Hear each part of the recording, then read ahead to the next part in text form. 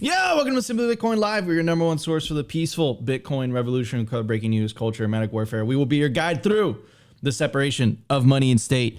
Very, very crazy day. Another massive behemoth financial company, Fidelity, announced that they're following BlackRock. They announced that they're filing for a Bitcoin ETF. We had a meme back in 2018. I've been bringing this up, and the meme was the institutions are coming. The institutions are coming, and that was the cope while the price of Bitcoin was, just falling, right? And we were entering into a bear market, and people were like in disbelief. They still thought the bull market was going on, and that was a very strong narrative. I'll never forget it. The institutions are coming. Well, now the institutions are here. They waited for the bear market, and this gets me extremely excited for the next bull market. Because the next bull market we have on the public company front, Michael Saylor is going to be vindicated. We have finally a Bitcoin spot ETF that, from my research on Twitter and tuning in to, I was actually producing Swan's new show, the Nakamoto Portfolio, which actually releases today at 1 p.m. And I was listening to a lot of the conversation. And one of the fund managers basically said that, look, BlackRock knows what they're doing, and the probability that it's going to be accepted is extremely high. If you want to check out that show, definitely tune in at 1 p.m. But it's this next cycle is going to be absolutely bonkers. It's going to be absolutely insane. The amount of money coming into the space, potentially, of course, I'm speculating right now. And then also, like, on the bank side as well, you have more institutional acceptance and adoption. You had one of the largest banks in France basically say, look, we want to offer Bitcoin trading. We had a bank in Germany basically file for a license that would allow them to custody Bitcoin. And then it just came out that the biggest bank in Spain, Banco Santander, actually came out with a report on the Lightning Network. Like, so many things have happened in the last 2 weeks. It is absolutely crazy. And what makes me super optimistic is that all of these things are happening even after the SEC took a pretty hostile stance towards the space. They sued Binance. They accused CZ of illegal activity, like basically criminal activity. And then, much less harsh, but they went after Coinbase and they said, look, you're selling securities.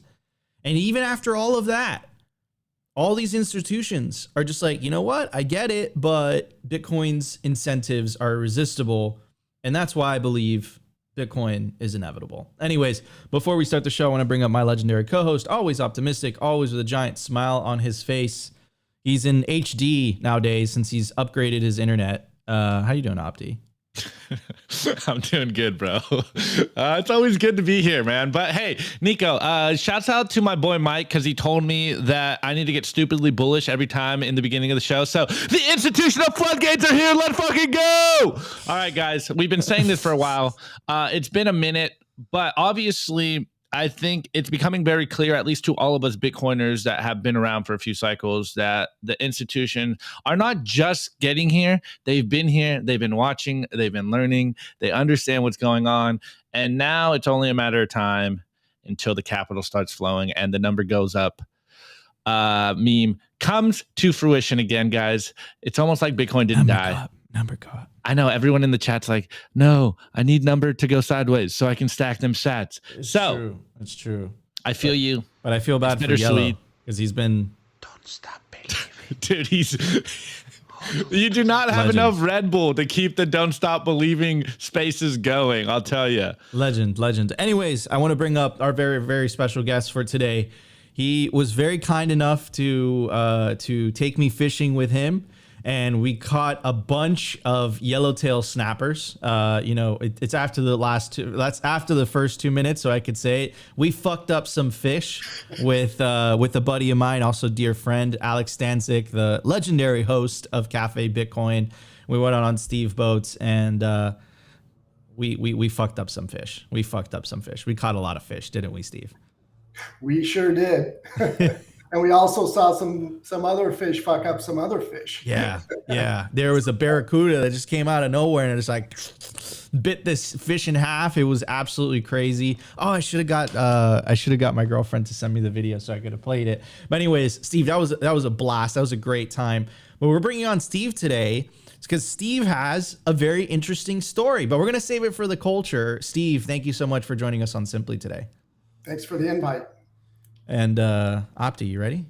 Are ready to blast off? I'm always ready. Already? Wait.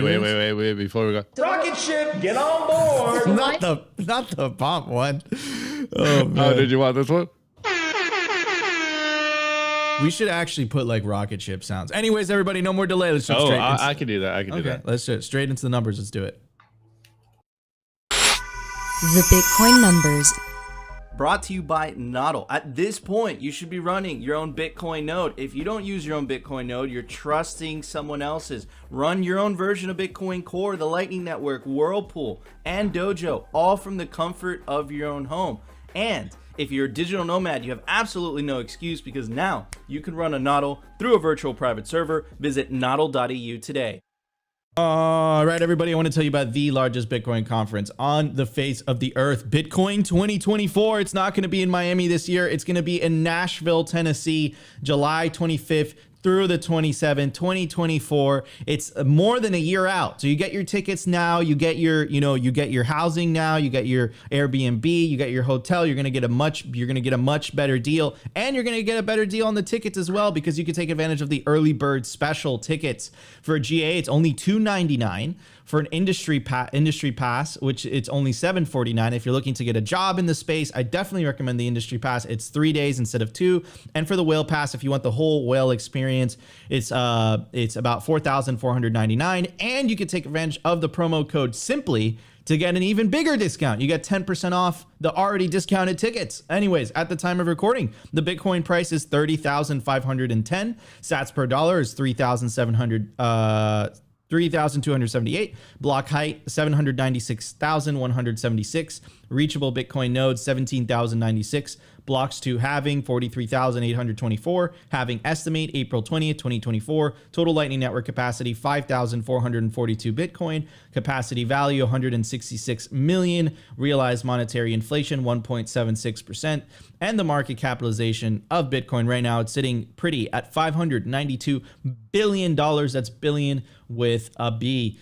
Anyways, yesterday, Nassim Taleb went on CNBC and he had some interesting thoughts. So I'm gonna first read you some comments or some tweets, some original thought from some Bitcoiners that were commenting on this video. But this video went absolutely viral. So Alan B. Watts says CNBC is now defending Bitcoin from Nassim Taleb's intellectually dishonest critiques. How times have changed. Now, isn't it interesting that CNBC is now defending Bitcoin after the BlackRock ETF was filed? It's just interesting how that works. Maybe I'm seeing things that are not there. But after the last 2 or 3 years, maybe. Anyway, so Alex Thorne says this is an ugly performance from Taleb. This man used to be influential. Look how confused and embarrassed the CNBC hosts are with his arguments. And moving on to Karbi Menger, and he's the one who originally tweeted this out. And he goes on to say, the folks back home in Lebanon are suffering tremendously because of another broken fiat currency, while Taleb is celebrating central banks in the US. Educate yourself about Bitcoin and don't listen to self-proclaimed gurus. All right, no more delay. Let me play the video. Let's check it out, everybody. I think it was 9 or 10. Anyway, so here we are now, call it 13, 14 years in. Yes. This is a very long but think about it. speculation if this is that, Yes, right? yes. I'm not. But let's look at the crypto. Is it being used for real transactions? No. It is a cult. In parts of the world, it is the same. Where the unbanked or people in very high, where they make money and inflation is 30 or 40%, and they have a cell phone and they're able to own something that doesn't depreciate immediately? Well, it did exactly the opposite of its mission as inflation hedge because it collapsed when inflation Collapsed to 30,000, but people were negative at $10. But you can look at any stocks that reached $100 has started at $1 or $2. So and a lot of those when collapsed. you look at things, you don't look at the past. You look at the drawdown you can experience if you own it when it's already mature. So the one, it's not an inflation hedge. Two, the thing is, it may be good for transaction, for petty transaction, small amount of money, but it's not good for real money laundering because it's very traceable. And three, it is pretty much the first time in the history of the world we have had a cult, cult coupled with a financial instrument. What do you make of BlackRock now trying to pursue with an ETF? You have Citadel, you have a number of Wall Street players who, by the way, for a very long time actually were very negative, skeptical, just like you. Yes. I started positive on Bitcoin because I was disappointed with the Federal Reserve policy. But then I realized that you're going from Caribbean to Saylor. In other words, from something bad to something vastly worse. At least with Federal Reserve, we have transparency, we know what's going on, we can influence it. There's a system. But with crypto, tend to concentrate among big players, and it is how can I explain it?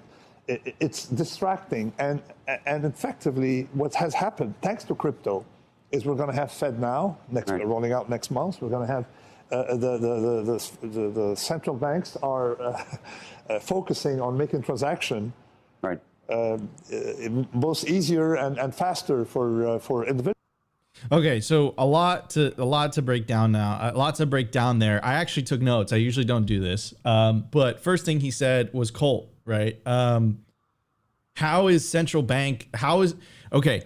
We literally played you a video of Christine Lagarde blaming inflation on the fucking weather. How is that not cult-like? Look at the back of a dollar bill. There's a fucking pyramid with an eye on it. How is that not cult-like? Fine. You can say we're in a cult. Maybe we are in a cult, but at least in our cult, our money goes up and to the right, and in their cult, their money goes down and to the right. So I don't know. I'll let you guys be the judge which cult is better. Anyways, then he goes on to say inflation hedge. Bitcoin has reached all-time highs in Argentina and Turkey. It's already reached all-time highs. So it's completely dependent on your location. If you have the privilege of living in a country that has a relatively stable fiat currency, okay, maybe you could make that argument. But still, Bitcoin still goes up and to the right, even if it has short-term volatility. Also, he said, he kind of had like a Freudian slip. He said, it's not good for money laundering because it's too transparent. But then at the same time, he goes on to say that the Federal Reserve policy is transparent. But we know Bitcoin's monetary policy. It's set in stone for the next 100-something years. So I'll be dead before before the block subsidy runs out. And also, it's an open ledger. Anyone could buy a node or build your own or download Bitcoin Core on your computer. And you could verify, the supply yourself. You can see every transaction. It's an open ledger. Could you say the same thing about the Federal Reserve? I'm feeling a bit of projection. We talk about this phenomenon a lot, where the central bankers project onto Bitcoiners and project onto the Bitcoin in general what they know they are guilty of themselves. And then he goes on to say, look, everything is going to be solved. Everything's going to be fine because they're going to be rolling out the central bank digital currencies, and that's going to fix the payment efficiencies. Payments are extremely efficient if you live in the US. You have Zelle, you have Venmo, you have Cash App, you have PayPal. It's very easy to pay someone, right? People are not looking for more efficient payments. People are looking to escape inflation. Because now Bitcoin has proven that money can exist, that not only does it not decrease in purchasing power over time, money can exist that actually increases in purchasing power over time. And that's what it's about. That's why you have the adoption rates in Nigeria, in Turkey, and Argentina as high as they are, because people are sick and tired of their money stealing from them. So, Nassim Taleb, have the mighty have fallen, right? We have a saying in Bitcoin, right? Which is don't have heroes. And I completely agree with that. This guy's lost the plot. That's what I got to say. He's lost the plot. Anyways, I want to bring up Opti and Steve. Steve, what did you think about, Mr. Taleb's comments? I think Bitcoin is brilliant at exposing frauds. It has done that since day one, and it's really amazing. Either he's ignorant on how Bitcoin works, or he's lying. Neither one of those is a good thing. So, that's my opinion. Yeah, exactly. So he's either being insincere or he's lying. And I love the part that you brought up because it is one of my favorite features of Bitcoin that I think is not talked about enough, which is that Bitcoin exposes incentives, right? It exposes incentives of central bankers. It exposes incentives of fraud. And I think in the case of Nassim Taleb here, once again, Bitcoin is exposing incentives, for the world to see. And what's really interesting though, and Carl said this in his tweet, right, is that you have the CNBC reporters that were the skeptical ones that are now actually defending Bitcoin and are actually using what were called the toxic maxi, the defensive points from 5 years ago. Now that's being used by the legacy corporate media. What type of world do we live in? Imagine 5 years from now. Bitcoin's incentives stay winning. Anyways, Opti, what are your thoughts on this, brother? Yeah, well, first off, poor Nassim Taleb. What has happened to him?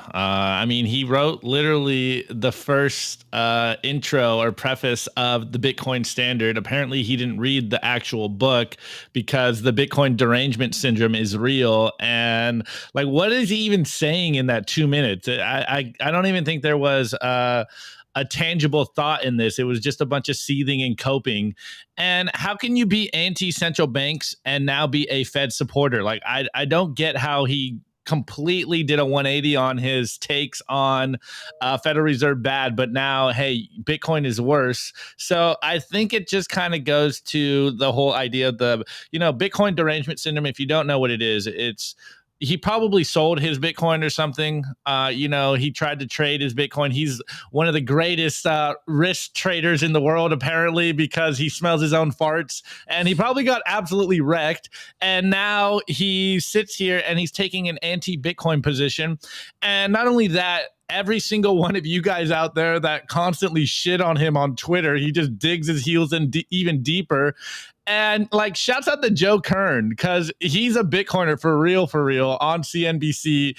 And he's just sitting there what are you even saying? Even the other dude, what's the other guy? And he's been a critic of Bitcoin. And even him, he's sitting there what the hell are you even saying, Nassim Taleb? This isn't even a clear, critical ideology that you're talking about. He's saying nonsense. He's the one in the cult, bro. Yeah, exactly. And Bitcoin is the cult. Bitcoin isn't the cult, dude. Fiat is the cult. And you can see it in action here in real time. Yeah. There was not one tangible thought there that made any sense. And I really did like that Freudian slip that you talked about, Nico, because when I saw that video last night, I'm like, did he really say it? What the hell is he even talking about? What is going on here? It's not even good for money laundering.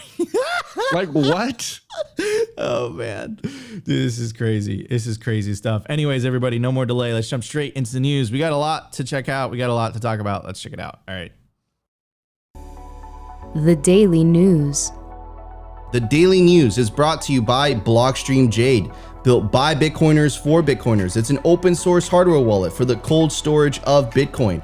Check out the brand new limited edition color, the transparent green Jade. Blockstream Jade houses a full color camera, allowing for fully air-gapped Bitcoin transactions, scan and display QR codes directly on the device, assign transactions, and verify addresses with ease. Use your Blockstream Jade with your favorite wallet software, such as Blockstream Green, Blue Wallet, Electrum, Sparrow. Get yourself a Blockstream Jade today and take self-custody of your Bitcoin. All right, everybody, I want to tell you about the Orange Pill app. It is building the social layer for Bitcoin, as crazy as this sounds. Without the people, Bitcoin is just ones and zeros. Bitcoin is the people. Bitcoin is you. It's me. It's Opti. It's Satoshi. It's Steve. Download the Orange Pill app for iOS or Android and connect with other Bitcoiners in real life today. Find other Bitcoiners that live near you, and you can even go into the app totally anon and search for other Bitcoiners by common interest. Orange Pill app is also the world's biggest repository for Bitcoin-only events. If you want to meet other Bitcoiners in real life, this is the app for you. Sign up through the App Store and you can even pay in sats. And Opti and I do appreciate all the love that we're getting on there, and we try to take the time to go through each and every single one of those messages. We appreciate you all, and happy to see you guys on the Orange Pill app. Anyways. Oh, wait. Before we go on, I just saw in the email this morning, Orange Pill app introduced Zaps this morning, so that's pretty cool. Zap. Speaking of zaps, shame on you, Apple. Shame on you. That's kind of fucked up. As a content creator, I've literally lost a revenue stream because you guys, fucking shit the bed there. Anyways. Side note. I feel like I should just get an Android, like just, you know, like at this point, because clearly Apple, you know, it's kind of fucked up. Anyways, check out this Reuters article, and I think this is the big news for today. It was actually a rumor last week, but now apparently it's been confirmed. This is a Reuters article. It says Fidelity preparing to submit spot Bitcoin ETF filing. It goes on to say asset management giant Fidelity, to be clear, they have 4.5 trillion. That's with the T. Is close to submitting its filing for a spot Bitcoin exchange traded fund. The block reported on Tuesday, citing a source familiar with the matter. The filing, expected as soon as Tuesday, according to the report, will make Fidelity the second major asset manager in recent days to submit an ETF application. Earlier this month, BlackRock filed for a similar ETF.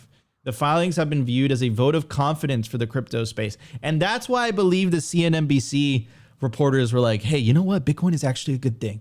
Reigniting some retail interest in the industry, which have felt renewed pressure after Binance and Coinbase, two of the biggest crypto exchanges, came under fire from the SEC. BlackRock's application has sparked a surge in the price of Bitcoin to a one-year high. On Tuesday, it was up 2.2%. Fidelity did not immediately respond to Reuters' request for comment. Now, here's the thing. The Fidelity one is a lot more believable because Fidelity, I mean, even though we know it's confirmed at this point that BlackRock is in fact filing an ETF, and it looks like there's a very high probability that I'm seeing numbers from 70% up to like 80%, up to 90% that the probability of that will be accepted is a very high likelihood. But the Fidelity one is interesting because they've actually been mining Bitcoin since 2014. So they've been a player for a while, right? And then they just launched an exchange with Charles Schwab and other big, I think the other one was like Citadel or something. So this is just crazy. This has all happened in the last 2 weeks. So we have another huge asset manager throwing its hat in the ring. And I feel like that's going to force a lot of these other asset managers, they're going to be forced to. They're going to just, okay, look, we have to get involved.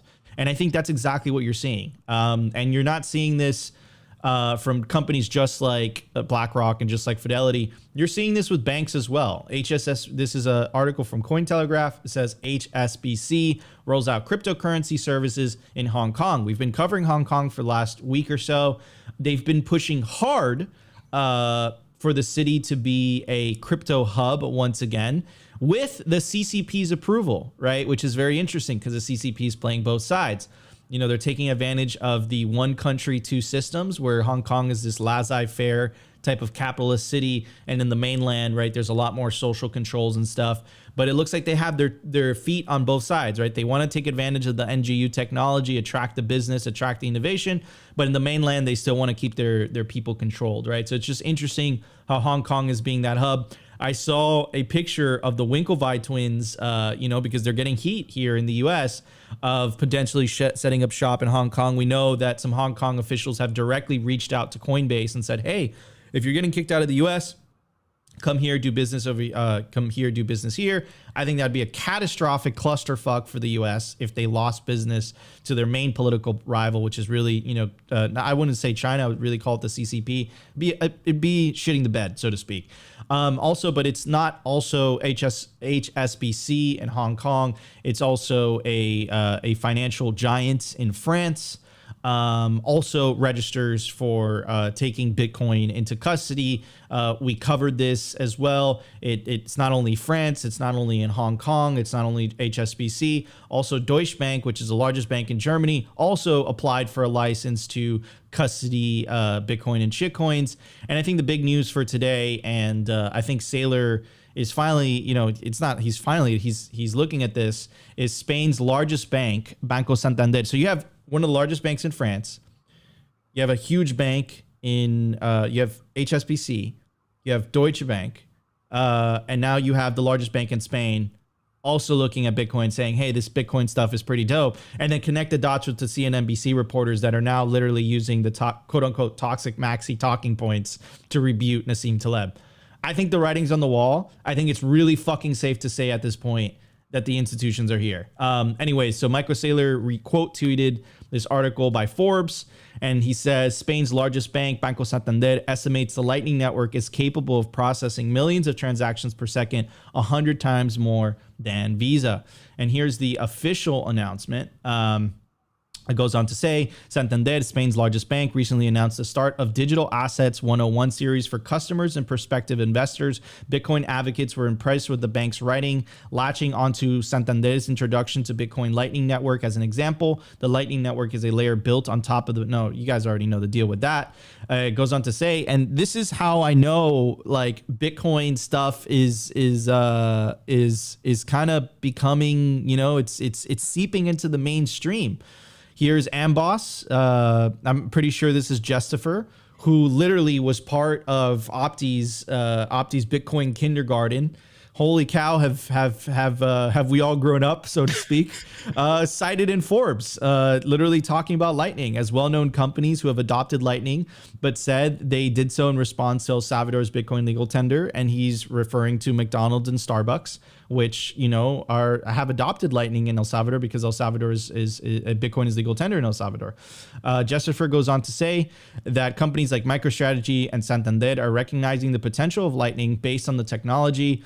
MicroStrategy's executive chairman and former CEO Michael Saylor led the charge to use Bitcoin as MicroStrategy's primary treasury reserve asset. MicroStrategy has since announced its intent to launch enterprise Lightning infrastructure and solutions in 2023.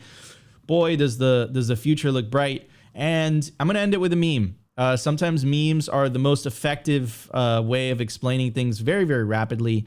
And there's a little town, you know, it's the meme for audio listeners of this big dam, and the dam is cracking, right? And the name of the dam is regulatory approval, and the little town underneath is Bitcoin. And the big waters behind the dam are Morgan Stanley, BlackRock, Fidelity, State Street, JP Morgan, Chase, Citi, Goldman, Wells Fargo, Bank of America, Vanguard, right? And again, you know, we know that a lot of these politicians are in the pockets of these large financial institutions. So when you get these large financial institutions to basically put their rubber stamp of approval, the regulators are already kind of like, okay, you know what? There was a video that was leaked by James O'Keefe of this guy who was working in BlackRock. And he says, you want to buy a senator? 10, 20 grand.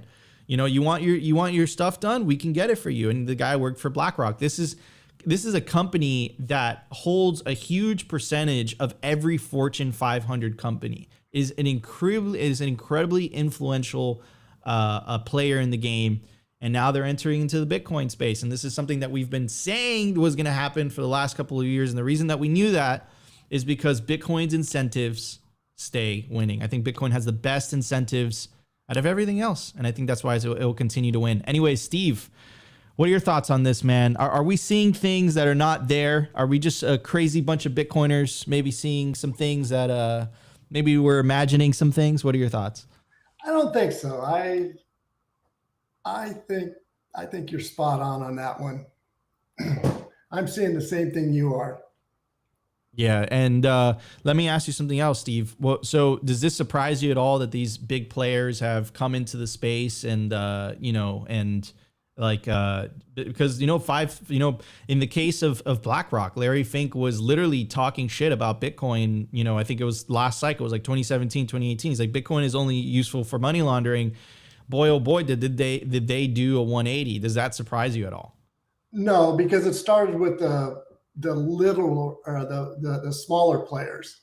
They, you know, whether you want to talk about, I mean, no one comes to mind at the top of my head right now, but there was people out there that said bad things about Bitcoin in the beginning, and then all of a sudden there's this big change of heart, and now they're on board. And I think the big institutions, I think probably the biggest argument that I've heard on why they haven't jumped in till now is mainly because they have so much money that it really wouldn't be beneficial for them. But as soon as things start to catch on, now they have enough money to push in without taking over the whole thing. So I don't know. I'm kind of it's a good thing and it's kind of a bad thing too. It's a bad thing if everyone sells their Bitcoin to these guys. It's a good thing if we hang on to it. That's right. And that's some signal right there. Don't sell your Bitcoin to BlackRock.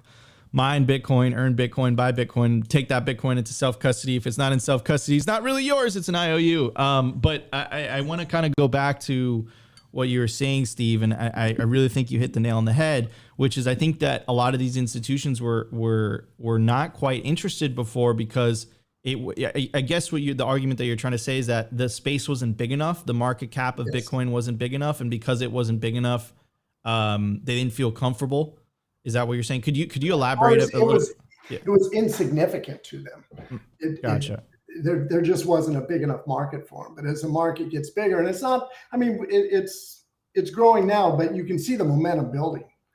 I mean, anyone that is still denying that Bitcoin's going to shoot up in price here in the next year and a half just hasn't followed what's been going on in the other cycles. Yeah.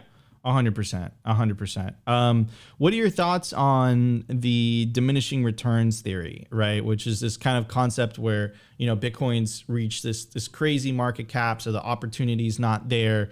Everyone's too late to Bitcoin. I'd rather buy this altcoin, because I can get more of it. What would your response be to an individual that says those things? I thought I was late in 2021. Gotcha. And I wasn't. And I think Michael Saylor said it's programmed to go up. Yep. It's Opti soundboard it. Yeah. What's the second best? There is no second best. That's the wrong one. Wrong one. Sorry, guys. All right. I need to. It's going up forever, Laura. I need to organize. It's going up forever, Laura. Anyways, Opti, what's your take on all this, bro? I mean, dude, you do this with me every single day. So could we say it? We should soundboard. We were right. We were right. Yeah, man. I mean, look, the Fidelity news is not surprising to me personally. As anyone of you guys know that's been around for a while, and Nico mentioned it as well, Fidelity's been around for a long time. So obviously BlackRock filing their ETF or the spot Bitcoin ETF is like the canary in the coal mine, and it's showing every institution in the world, every asset manager in the world that, okay, it's okay for us to put our reputation behind Bitcoin finally and put the full weight of all of our assets behind her, or at least, some of them. So I don't think that this is surprising in and of itself, but what I think is the surprising signal here is the fact that BlackRock filing their Bitcoin spot ETF opened these floodgates, and not only in the US, but worldwide. And now every single, asset manager around the world and anyone holding a big portfolio of assets is looking at Bitcoin.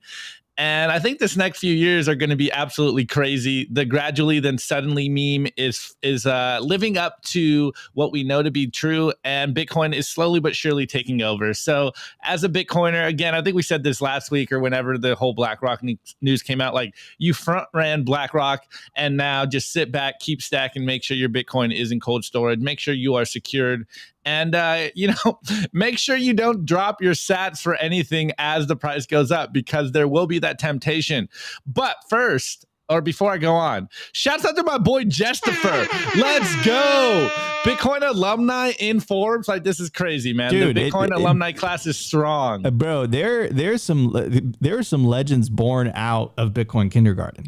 Few understand. Okay, but hold on. Before we go on, I want to answer the diminishing returns question, because I think we're all being way too conservative. And my boy Nate in Twitter Spaces yesterday, he was like tempering me. He's like, "Yo, all right, chill out, Opti. Like, don't get too bullish yet. Don't get people wrecked." But I think that this next bull run is going to be absolutely insane, considering that for all intents and purposes, shitcoins are dead in the US, and all that shitcoin capital is going to have to flow somewhere. The degens are going to have to go somewhere, and they could go play on the stock market, or Bitcoin just absolutely starts ripping, and the degens just keep piling in.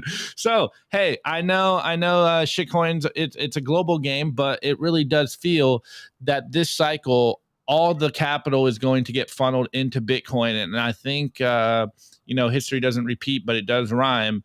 I don't think we're just going to get some measly returns this cycle. I think we might get some crazy returns like earlier Bitcoin cycles. So I don't know. Some speculation for you guys on this Tuesday. Sprinkling the speculation. Everyone likes number go up, but I think in the midst of all the number go up, I think Elaine said it in the chat. Being weary of BlackRock's intentions is still something that we're all kind of dealing with. Yes, number will go up, but Larry Fink and co. don't have the best records when it comes to doing good for planet Earth. So we'll try to stay sober here throughout all the craziness. And I see my boy Nate giving me thumbs down in the spaces. So maybe I'm getting too bullish here. I'll pull it back, guys. Be conservative, stay solvent, make sure you don't get yourself wrecked, stay humble, stack sats. You already know the meme. But I think it's going to be a crazy bull run. Don't date Christine Lagarde. Don't date central bankers. Unless you can get that money printer. All right, everybody. Let's go into the culture. We're going to talk about Steve's new odyssey, new journey that he's about to embark on. Very excited for that. But anyways, before we get to that, guys, you want to make it over the finish line with your generational wealth, and you can only do that by properly securing your Bitcoin wallet backup seed words and passphrases. And the best place to do it is on the BitPlates Domino. They are designed to preserve Bitcoin wallet backup seed words and passphrases. Made from highly corrosion-resistant 316 marine-grade stainless steel, offers the ultimate protection against extremes of temperatures. It's easy to use, hard to destroy, and you can take advantage of the promo code SIMPLY to get 10% off anything on the bitplates.com website.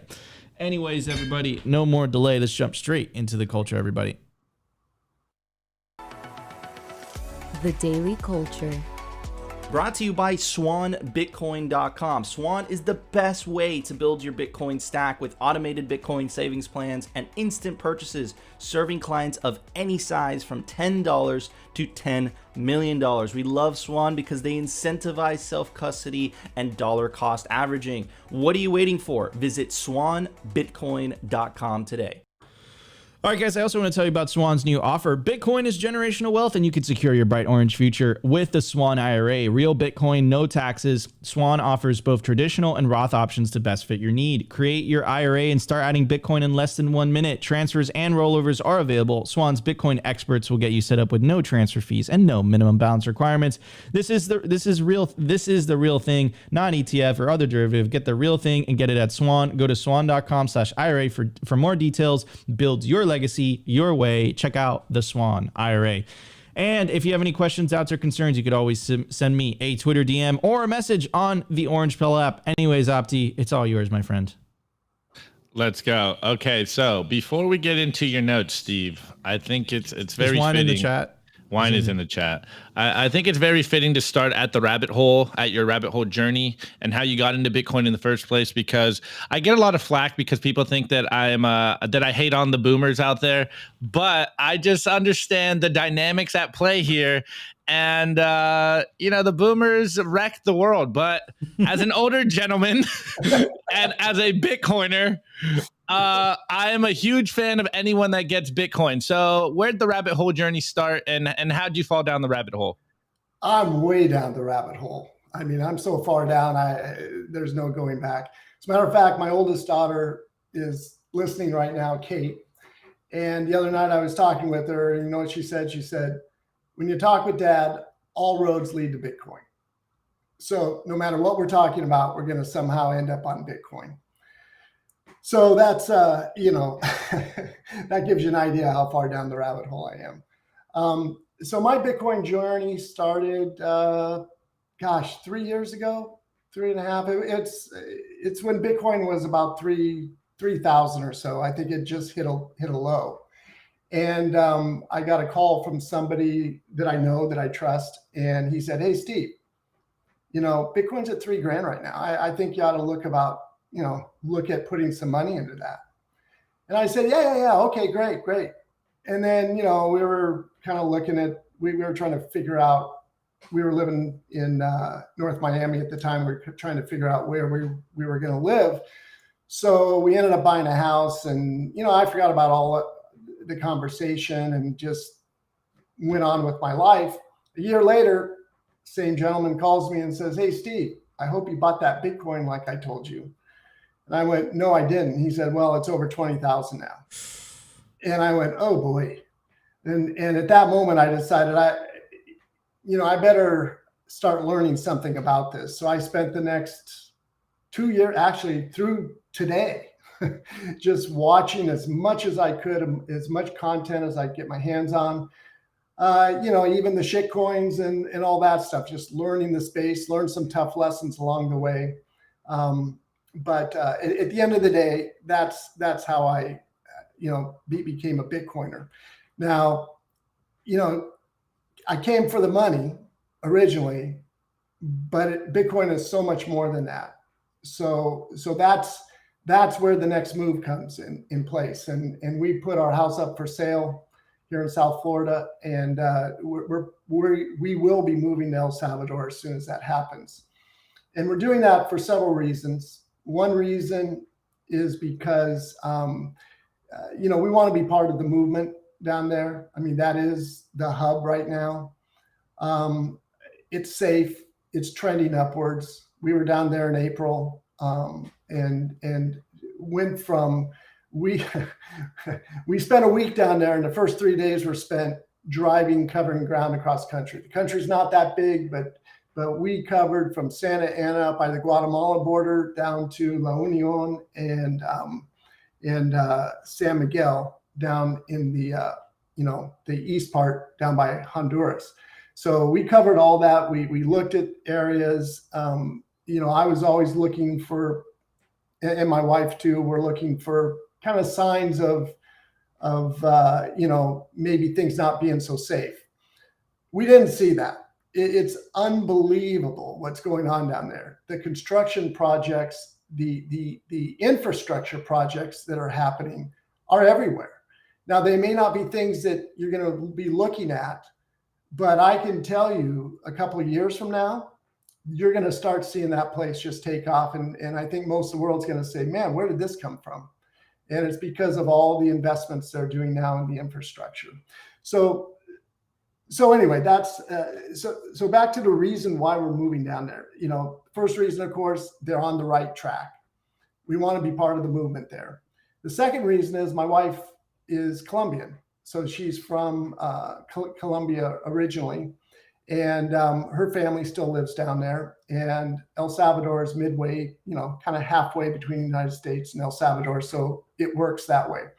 The other reason is right now, there's only 2 people in her family that have visas that can come visit us here in the US. And so in El Salvador, that kind of solves that problem. There's, I think they can all come. So that's great and visit. And then the fourth reason is more of it's as we go through our life, there's patterns that kind of develop. And I grew up in, my dad was in the Air Force, and we moved around all over the place. And I went to 10 grade schools in 8 years. So for me, moving around is no big deal. My wife, on the other hand, lived in the same place for 35 years. We've been married 20 years now. And, we've moved, 7-8 times here in the US, let's say, I guess it'd be 6 times every 3 years is what our average is. And we've been in Florida about 3 years. So, I don't know if that's a coincidence or not, or just part of the pattern. I don't know. But anyway, those are the main reasons why we moved down there. Now, I talk to a lot of people and say, boy, I'd love to move down there, but man, my family's here, my job's here, my friends are here. There's all these reasons why they can't move. And really, when you look at those reasons, I mean, I got all those reasons too. I got all the same reasons to stay here. But, there are airplanes, you can get around. It's not like it's the 1800s. So, I think the point there is that we tell ourselves stories, and the stories we tell ourselves are kind of what we live by. And those stories can really limit what we want to do. And, so that's a big point that, I think people should be aware of. I mean, if you say your friends are here and I can't move because of that, well, you can make new friends. and you can still keep your old friends. Just because you move doesn't mean you don't have to be in the same city or the same country. I mean, the world is a much smaller place now. So anyway, everyone's situation is different, and everyone's got to kind of decide what they want to do for themselves. But those are really, my main thoughts on moving to El Salvador. There's one other factor that kind of comes into this, and that's the idea of comfort zone. And, if you read Jason Lowery's book, Soft War, or if you read, let's see, what's the other? I Can't Hurt Me, David Goggins, those all talk about comfort zone and how dangerous it is. And in Jason Lowery's case, he's talking about us being too domesticated. Or in David Goggins' standpoint, he's talking about being too comfortable. And so in order to grow, you really got to get out of that comfort zone. If you don't get out of the comfort zone, the opportunities for growth are just really limited. And I think that's something that people have to come to terms with. I was lucky. We moved around all over the place. So for me, I'm accustomed to that. I'm used to that change. Change is normal. But for most people that grew up in the same place, I have friends back in Oregon that have never, they lived there their whole life, and they can't even see what's going on around them. I mean, it's like they're a frog being boiled 1 degree at a time, 1 degree at a time, and they're staying in the water. And so anyway, that's really the main reasons that I wanted to kind of talk about. I want to ask you a follow-up question, Steve. Sure. I want to highlight the fish that we fucked up. We fucked up. This is 1, 2, 3, 4, 5, 6, 7, 8. Those are yellowtail snappers. We fucked those up. How'd you cook it? So far, and shout out to Steve. Sophie's been like putting curry sauce on it, and I love like fish with just rice, and just it's been delicious. It's been amazing. That was definitely one of the highlights that I've had in the last 2 weeks. I got super sunburned. It was a great time. Anyways, I want to give a special shout out and appreciation for Steve for taking me out. Anyways, follow-up question. So you said that things are on the come up in El Salvador. Could you elaborate a little bit more about what makes you so sure about that? Especially as an American, right? Because, for anyone who really hasn't lived in Central and South America, it is different. It's very, very different than how things work here in the US. So what makes you so comfortable? What makes you so confident? Well, the first thing is security. I mean, that's one of the big things in South America. I'm real familiar with Colombia, and it's not that all parts are totally unsafe, but, I can't go down there and just go anywhere that I'd like I can in the US for the most part. I mean, parts of big cities, I don't think you want to go into no matter who you are. So that it all starts with security. After that, that's where I think Bitcoin kind of comes into play, because there's so much momentum. There's so much energy down there. If you talk to the people down there, the one thing I noticed while talking to, we didn't talk to hundreds, but we talked to tens of people. They all kind of said the same thing. They're kind of shell shocked. I mean, they've gone through hell for I don't know how many years, and just in the last 4 years, things kind of started to turn around, and so they're still a little apprehensive about, is this going to stay? Is it not going to stay? I personally think it's going to stay because of Bitcoin. Because once you go down that road and you separate the state from the money, I mean, I don't think there's any going back on that. I don't think people will allow it to. So, hopefully that happens here. The jury's out. I mean, it will eventually happen here, but, I think we're going to be in for some rough roads here. Down there, I think we're, I'm convinced. Now, if you're an American and you're going down there for the first time, what you're going to see as you drive from the airport to El Zante, for example, you're going to see basically Colombia. You're going to see things that aren't quite as nice, exterior wise.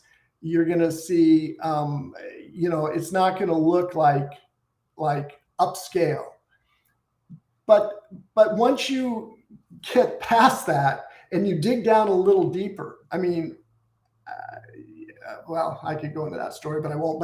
But you know, once you dig down a little deeper into it, then you'll see. I mean, once you start talking with the people there, you'll become very comfortable very fast with what's going on. And then once you see the building projects going on, the rhetoric coming out of the politicians, primarily Bukele, and all the horsepower coming along with it, Max and Stacy, and you know, Seyfedin Ammous. I mean, there's just a lot going on down there. Jack Mahler's putting an office down there. I think there's tons of other companies that are moving down there. All that momentum kind of tells me that's where I kind of want to be. I mean, I don't know what I'm going to do. Have no idea. It doesn't matter to me. It can be a big part. It can be a small part. It can be a peripheral part. I don't care, but I just want to be part of it. And I love that. And you brought up Max and Stacy, and I just wanted to highlight this tweet by Max. And I think, you know, I think it really kind of encompasses how I see El Salvador as well, right? So this person replied to Max Kaiser and Saylor, and he said, "You want a currency to track us? That's not freedom, LOL. And to give the government the power to track us, how is that decentralized?" And I think that person was referring to Bitcoin, obviously. And Max Kaiser goes on to say, "Bitcoin replaces the nation state as we know it. El Salvador is a great example. President Nayib Bukele, the world's Bitcoin president, is reinventing what defines a state, and he's creating a sovereign masterpiece. You need to stop thinking with your fiat mindset and liberate your kind."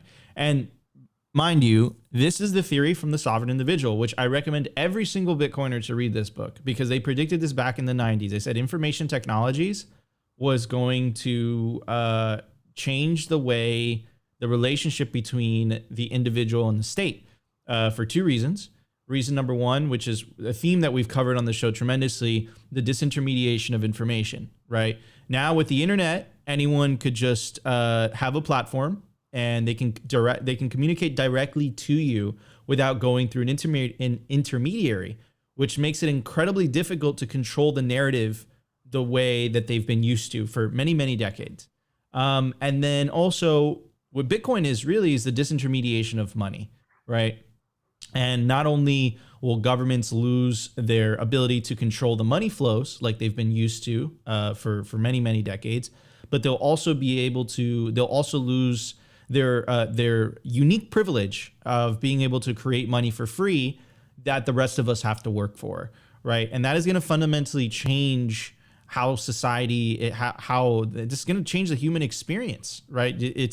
And in the sovereign individual, they kind of predicted, and their prediction was that instead of this like extortion-like relationship, like paces or lock you in a box, it will become more like a business-like exchange where individuals will pick and choose what jurisdictions they want to live in. And I think Steve is a great example of that, right? He sees the writing on the wall with El Salvador, and he says, look, like it's just, I love what's going on. I love what's going on over there. And there's a lot of individuals just like yourself, Steve, that are seeing the writing on the wall as well. And they're like, look, you know, I don't like the direction that the US is heading. I don't like it. I want to move to freedom country, which is El Salvador currently, right? So yeah, beautiful story, Steve, and I really appreciate you sharing that with us today. And when you're down there, we'd love to visit you and potentially do an in-person Simply Bitcoin IRL from El Salvador. I think that'd be awesome. But all the power to you. You have an open invite.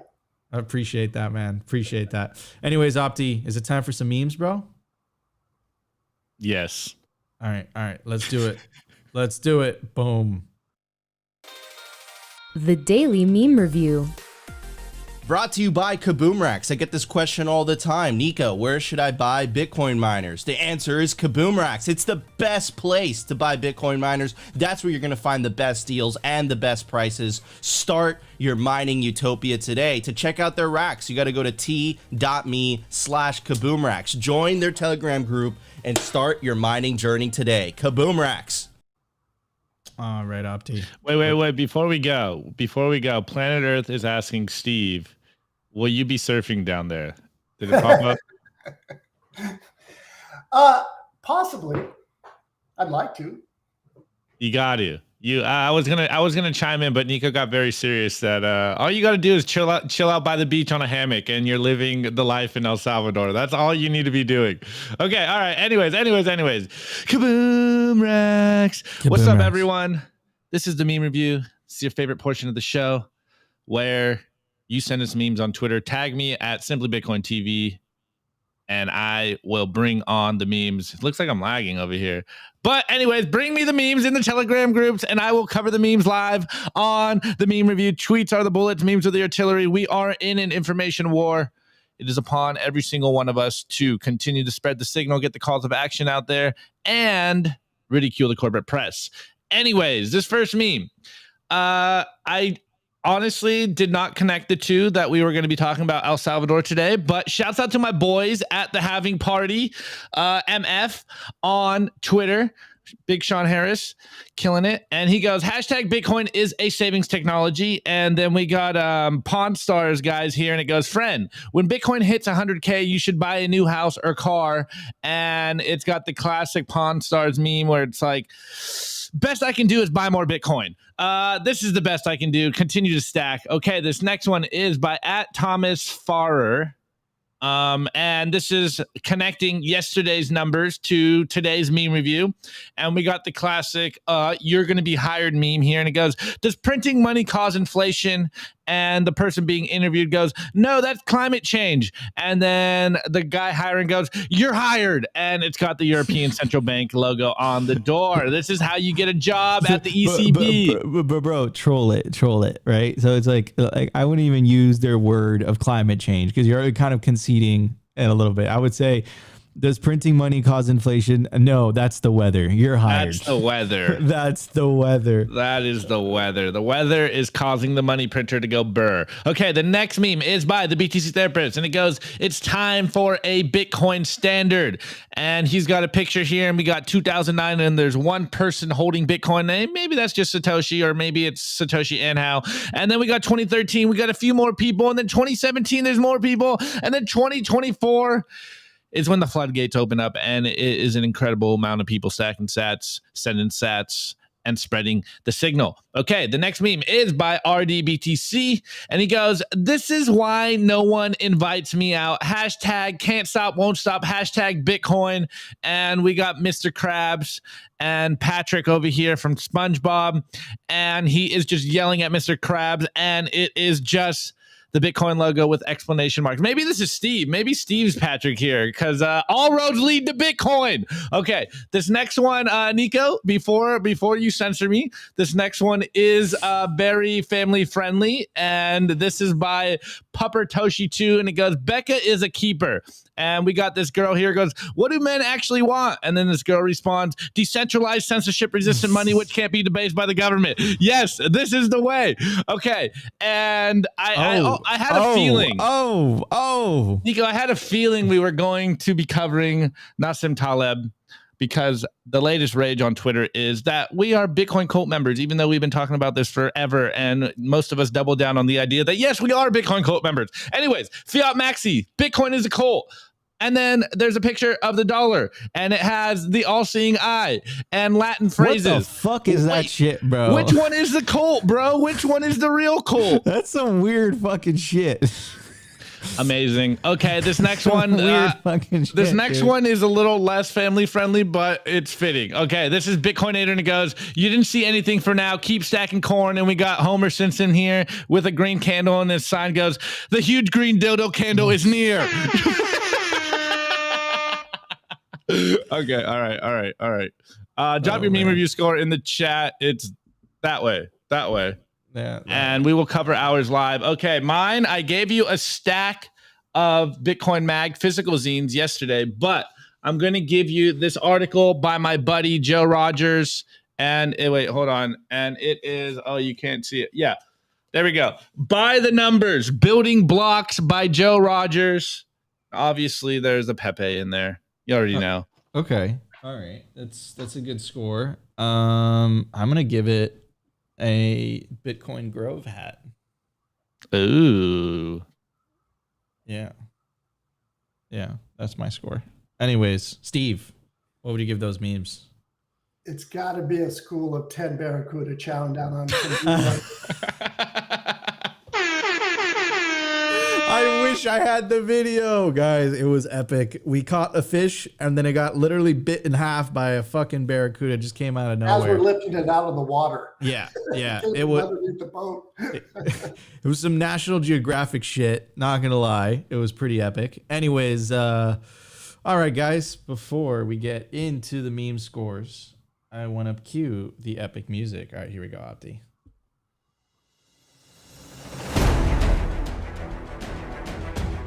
All right, Elaine. Bukele's Bitcoin country spreads around the world faster than BlackRock. Oof.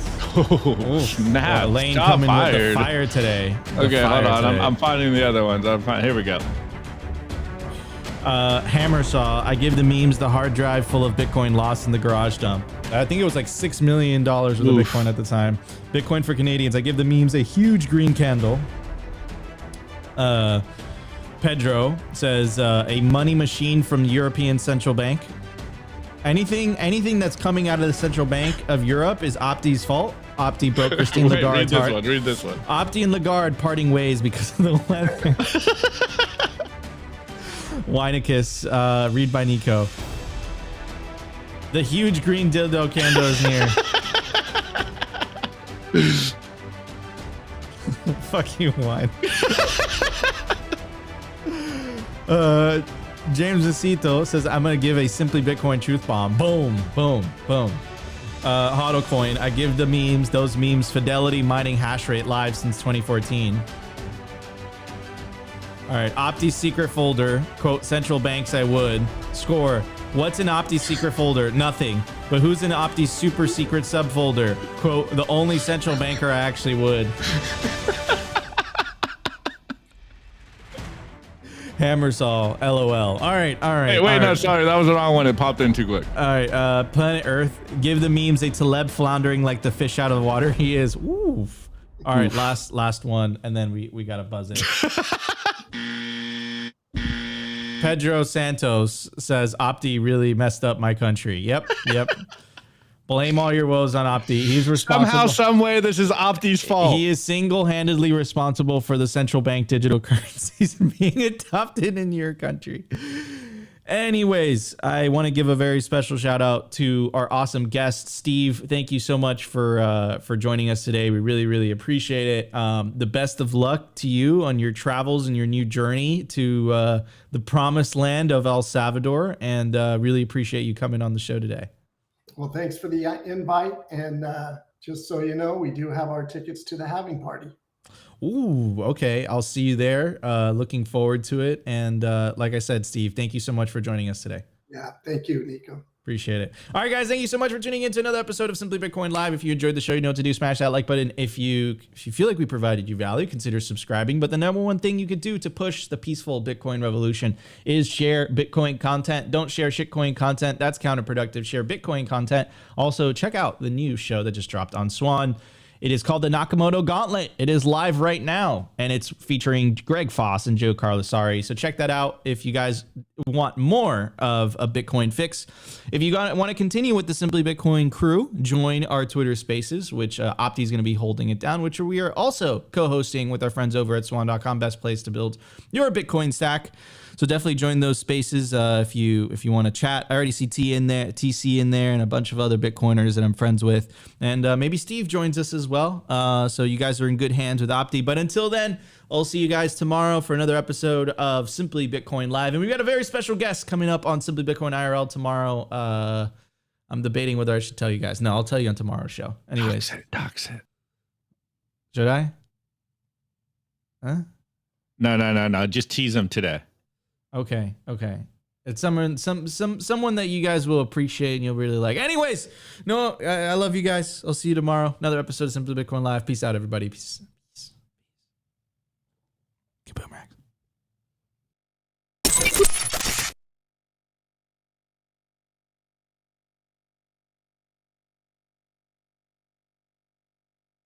Oh man, the Kaboom Rex at the end kills me. All right, guys, you already know the deal. This is the Simply Bitcoin Spaces. I do have a few friends up, but don't be shy. This is a Bitcoin space by Bitcoiners for Bitcoiners. So come up here, add your 2 cents to the conversation. We want to hear from you guys. This is not about us sitting here on our soapbox. It's about having a conversation.